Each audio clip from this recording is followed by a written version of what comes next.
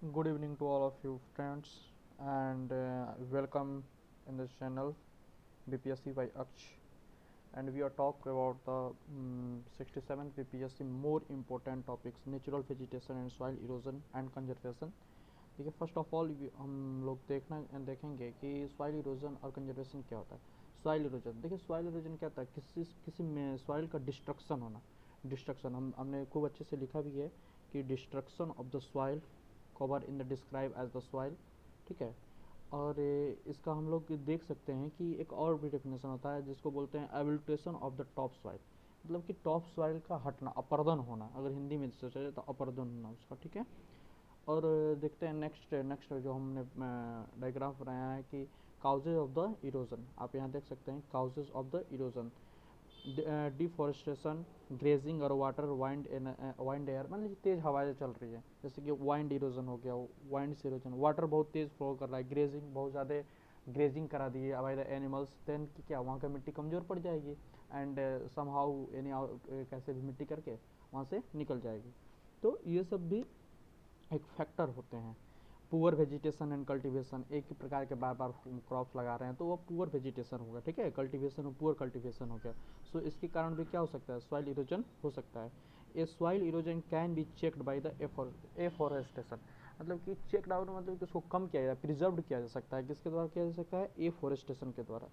Mind it, ये हमेशा ये कहीं ना कहीं क्वेश्चन बार बार आ जाता है कि a soil erosion can be checked by afforestation. ये बीपीएससी का पहले पेपर में आ चुका है, बीपीएससी का पहले पेपर में ये आ चुका है, ठीक। आइए हम नेक्स्ट देखते हैं। नेक्स्ट ये देखेंगे हम लोग नेचुरल वेजिटेशन। क्या देखेंगे, नेचुरल वेजिटेशन। हम अगर जूम कर दें तो नेचुरल वेजिटेशन क्या होता है, देखिए एक नेचुरली प्रकार से वनस्पतियों का लगना, वेजिटेशन होना। दिस इज डिपेंड्स अपन, हम अच्छे से लिखे हैं, देखिए आप देख सकते हैं, अगर हमने इसको किया तो हम देख सकते हैं, लेट मी नो, डिपेंड्स अपन, क्या बोल रहे हैं, डिपेंड्स अपन, ये 4 पॉइंट हैं कि ये कहाँ कहाँ डिपेंड करेगा। डिपेंड करेगा ह्यूमिडिटी पे करेगा, टेम्परेचर पे करेगा, सॉइल पे करेगा, रेनफॉल पर करेगा, एल्टीट्यूड पर करेगा। मतलब कि एल्टीट्यूड करने का मतलब कि जैसे जैसे ऊपर बढ़ेंगे ऐसे, मान लीजिए फर्स्ट फ्लोर है, सेकंड फ्लोर, थर्ड फ्लोर है, मतलब कि अल्टीट्यूड बढ़ता रहे। वैसे ही हमारे जो अर्थ है उस पर भी तो कई जगह पहाड़ है, कई जगह प्लेन्स हैं, कई जगह डिजर्ट है, मतलब कि so times of the altitude. Rainfall कैसे करेगा, रेनफॉल जब रेनफॉल होगा तो जाहिर सी बात है कि जहाँ रेनफॉल अच्छे होंगे, ह्यूमियस होगा, वहाँ मिट्टी अच्छी होगी, तो कहीं ना कहीं पानी पी रहे हैं, नेचुरल वेजिटेशन अच्छा होगा। वैसे ही टेम्परेचर जो कि डाउन होता है, इंक्रीज होता है, तो कहीं ह्यूमिडिटी, ये सब सारे क्या है, फैक्टर है। फैक्टर डिपेंडेंस ऑन द क्या, नेचुरल वेजिटेशन। ठीक है, आते हैं टाइप्स में। ये 5 टाइप्स के होते हैं। टाइप्स कितने होते हैं, 5 टाइप्स। जैसे पहला टाइप्स है ट्रॉपिकल इवरग्रीन फॉरेस्ट। ट्रॉपिकल इवरग्रीन फॉरेस्ट, इसका मतलब कि यूजली फाउंड इन वार्म, ये कहाँ पाए जाएंगे, जहाँ गर्म, जैसे कि इक्वेटोरियल है हमारा अर्थ है, वहाँ हमेशा वर्षा होती है, क्योंकि वहाँ ह्यूमस और ज़्यादा सबसे ज़्यादा गर्मी पाई जाती है। आप देखे होंगे कि नीचे तमिलनाडु साइड में क्यों गर्मी पाई जाती है, क्योंकि वो इक्वेटोरियल के क्या होता है, पास होता है। अगर हम बनाना चाहें, लेट मी ड्रॉ सम, यहाँ जगह खाली है, हम बनाते हैं। ये मान लीजिए आपका अर्थ हो गया, ठीक। ये बीच से हम लोग इक्वेटोरियल पास करा दिए, लेट इट बी, मान लीजिए इसे, ठीक है।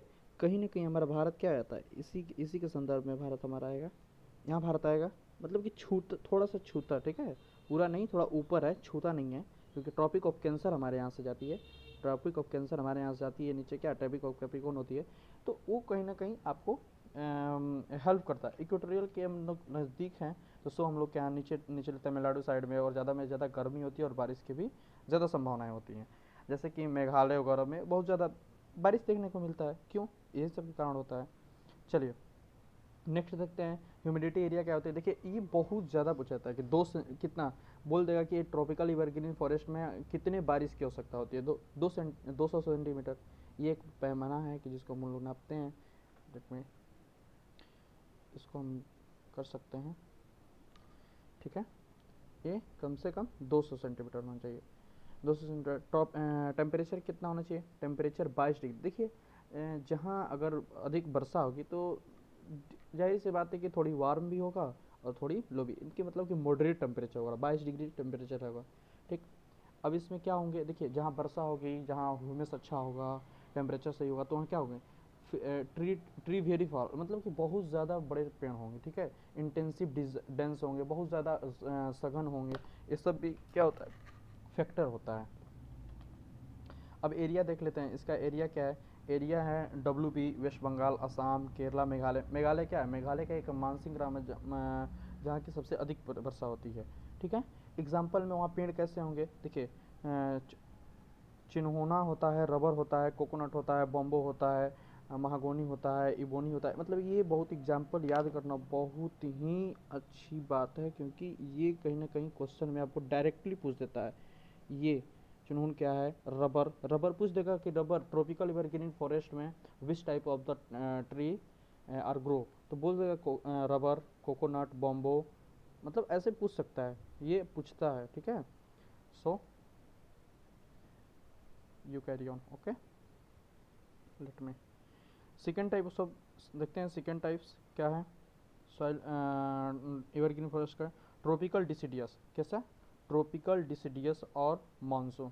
इसको मानसून भी बोलते हैं, ट्रॉपिकल डिसिडियस। डिसिडियस कितने प्रकार के होते हैं, दो प्रकार के। कितने प्रकार के, दो प्रकार के। हम लोग क्या देख रहे हैं, दो प्रकार के होते हैं, ठीक, दो प्रकार के होते हैं। एक मॉइस्ट होता है, एक ड्राई होता है। एक मॉइस्ट होता है, एक ड्राई होता है। मॉइस्ट में देखते हैं 70 से 200 सेंटीमीटर तक बारिश होगी, कहाँ, मॉइस्ट में। ट्रॉपिकल डिसिडियस दो प्रकार के होते हैं, एक मॉइस्ट, एक ड्राई। मॉइस्ट में क्या होंगे 70 से 200 सेंटीमीटर, ड्राई में क्या होंगे 70 से 100 सेंटीमीटर। मतलब जहाँ ड्राई होगा वहाँ वर्षा कम होगी, समझ सकते हैं हम लोग कि डिक्रीजिंग होगा, रेनफॉल में क्या होगा, डिक्रीज होगा, ठीक है। इतना बात ध्यान रखेंगे हम लोग। आगे आगे हम लोग चलते हैं, आगे हम लोग चलते हैं कि जैसे एग्जाम्पल इसका क्या होगा, रोजवुड। अगर ये बहुत अच्छा एग्जाम्पल पूछता है कि ड्राई डिसिडियस में रोजवुड, मैंगो, सैंडलवुड, महुआ, ये सब उत्तर प्रदेश के एरिया में पाए जाते हैं, ठीक है। अब मॉइस्ट में कहाँ पाए जाएंगे, मॉइस्ट में क्या है, देखिए साल्क टी, नीम, शीशम, मैंगो, ये सब कहाँ पाए जाते हैं, ये पाए जाते हैं मॉइस्ट में, ठीक। चलिए बहुत अच्छा है, तो ये हम लोग दो टाइप्स पढ़ लिए। चलते हैं थर्ड टाइप्स, तीसरा पढ़ेंगे भी। एक एग्जाम्पल भी हम यहाँ पढ़ाएंगे, आपको ध्यान देनाएंगे। एरिड, एरिड फॉरेस्ट क्या होता है, third, arid forest. Arid forest में क्या होता है, एरिड फॉरेस्ट में ये होता है कि आप देखिएगा जहाँ थ्रोन टाइप होंगे, एरिड मतलब सूखा जगह रहेगा, ठीक है। Arid forest, tropical thorn forest भी इसको कहते हैं। लेस सेंटीमीटर, अब देखिए एकदम सूखा रहेगा वहाँ क्या बारिश में बहुत कम होगी। लेस 70 सेंटीमीटर रेनफॉल होती है, उससे भी ज़्यादा कम, 70 सेंटीमीटर से भी रेनफॉल कम होती है। ये सब पॉइंट बहुत ध्यान देने के लिए हम बहुत शॉर्ट नोट्स में बनाए हैं, और ये शॉर्ट नोट्स आपको कहीं ना कहीं हेल्प करेगा, ठीक है। साउथ वेस्ट हरियाणा और राजस्थान, गुजरात कहाँ है हमारा डिजर्ट, डिजर्ट देखिए इस एरिया में है, इस एरिया में है। तो एरिड वाले एरिया में ये क्या पाया जाएगा, एरिड फॉरेस्ट पाए जाएंगे, ठीक। एरिड फॉरेस्ट पाए जाएंगे, जैसे कि राजस्थान हो गया, गुजरात हो गया, यहीं पे हरियाणा ऊपर बढ़ जाइए थोड़ा, इसमें कहाँ होंगे। अब देखिए हम लोग कभी देखते होंगे कि बबुल का जो पेड़ है, मतलब जो कांटेदार पेड़ होते हैं, ठीक है, थ्रोनी होते हैं, उनको क्या वो उधर ही होंगे। जैसे बबुल हो गया, बैर हो गया, ठीक है, खेकड़ी हो गया, नीम हो गया, खैर, मतलब कि ये सब क्या पाए जाएंगे, कहाँ पाए जाएंगे, ये पाए जाएंगे आपके एरिड फॉरेस्ट और ट्रॉपिकल ग्रीन फॉरेस्ट में, ठीक है। डेल्टा में आते हैं, डेल्टा फॉरेस्ट, डेल्टा फॉरेस्ट चौथे नंबर पे है, ठीक है। डेल्टा फॉरेस्ट में क्या पाया जाएगा, आप देख सकते हैं, डेल्टा फॉरेस्ट में deltaic forest is also known as the mangrove. ये देखिए पूछ देता है कि मैनग्रोव आर, मैनग्रोव आर, तो मैनग्रोव किसको बोलते हैं, डेल्टा फॉरेस्ट को बोलते हैं। स्वैम्पी होता है, सॉइल उधर की स्वैम्पी होती है, ठीक है। लिटोरल फॉरेस्ट होते हैं। इसमें क्या होता है, सुंदरबन डेल्टा, जैसे सुंदरबन डेल्टा है, बड़ा डेल्टा जो बंगाल की खाड़ी में है, तो ये कहीं ना कहीं इस टाइप के फॉरेस्ट वहाँ जहाँ पाए जाते हैं उनको क्या बोलते हैं, डेल्टाइक रीजन में डेल्टिक फॉरेस्ट, ठीक है। अब ये चौथा था, पहले पाँचवा राउंड से लिखा गया। छठा नंबर में माउंटेन फॉरेस्ट आता है, ठीक है, माउंटेन फॉरेस्ट आता है।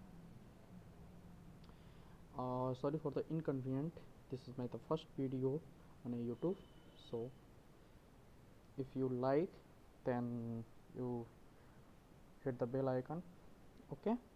Let's forward, move forward. Montane forest, mountain forest क्या होता है, the change in a decrease in temperature, किस में चेंज होगा, टेम्परेचर में होगा। टेम्परेचर जब डिक्रीज करेगा लीड्स टू द अल्टीट्यूड, और जैसे अल्टीट्यूड बढ़ता है वैसे टेम्परेचर क्या होगा, डिक्रीज होगा। द चेंज इज द क्या कहते हैं, चेंज इनटू द वेजिटेशन। तो वेजिटेशन में भी क्या होता है, चेंज होता है। तो चेंज दो प्रकार का होता है, एक नॉर्दर्न में पाया जाता है, एक साउदर्न में। जैसे कि हम लोग बांट दें, ऐसा तो नहीं है कि केवल जो सारे हिमालय वगैरह हैं नॉर्दर्न में है, बाकी साउदर्न में कुछ नहीं है। साउदर्न में भी अन्नामलाई हिल्स हैं और भी नीलगिरी हिल्स है, मतलब कि कई हिल्स हैं। तो हम लोग कितने भागों में बांटेंगे इसको, टू पार्ट्स में, एक साउदर्न और एक क्या बांटेंगे,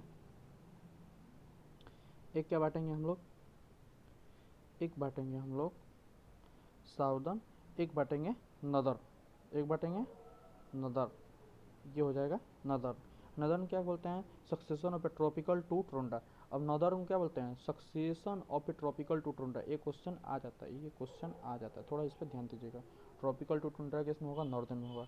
डिसिडियस फॉरेस्ट पाए जाते हैं ऑन द फुट ऑफ, कैसे, foot of Thales of the Himalayas. देखिए थिल्स ऑफ हिमालयस का मतलब क्या होगा, foot wheels of the Himalaya कहने का मतलब ये पाया जाएगा आपको शिवालिक रेंज में। आपको जानते हैं कि हिमालय को कितने भागों में डिवाइड किए हैं, 4 भागों में, ठीक है।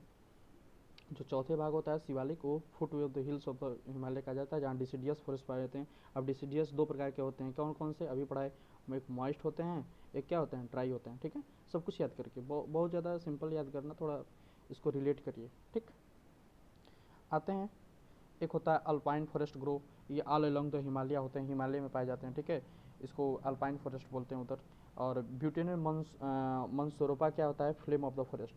फ्लेम ऑफ द फॉरेस्ट किसको कहते हैं, ब्यूटिया एंड मोनोस्पर्पा को, ब्यूटिया मोनोस्पर्सा को क्या बोलते हैं, बोलते हैं हम लोग कि ये फ्लेम ऑफ द फॉरेस्ट है।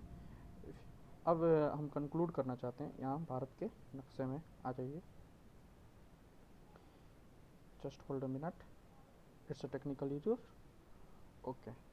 जस्ट देखिए यहाँ क्या होता है, ये मान लीजिए भारत का नक्शा है मोटा मोटी, अगर आप मानने के लिए तैयार हों, ठीक है। थोड़ा हम हाथ से सारा कुछ कर रहे हैं, सो डोंट वरी। अब देखते हैं ये हम क्या पढ़ाए, एरिड एरिया पढ़ाए, ठीक है। ये क्या पढ़ाए हम, ये आपको आ जाएगा स्वामी हिल्स में। ये आ जाएगा आपके ऊपर जो होते हैं ये इवरग्रीन होते हैं, इधर हिमालय भी आ जाएगा, मेघालय भी आ जाएगा, ठीक है, ठीक है।